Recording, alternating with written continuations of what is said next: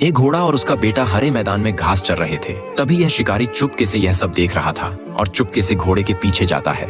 घोड़े को गोली मार देता है, जिसके कारण घोड़ा वहीं पर गिर जाता है और रोते रोते मर जाता है और उसका बेटा इधर उधर भटकने लगता है। तभी एक आदमी उसके पास जाता है। आदमी को देखकर घोड़े का बच्चा बहुत जोर जोर से रोने लगता है। आदमी उसे अपने घर लाता है और अपने हाथों से खूब सारा चारा खिलाता है और बहुत ज्यादा प्यार करता है। गले लगाकर उसे हाथों से सहलाता है और कुछ दिनों बाद घोड़ा बड़ा होता चला जाता है और आदमी उसे बादाम भी खिलाता है। ये क्या आपने इस आदमी के लिए एक लाइक नहीं किया?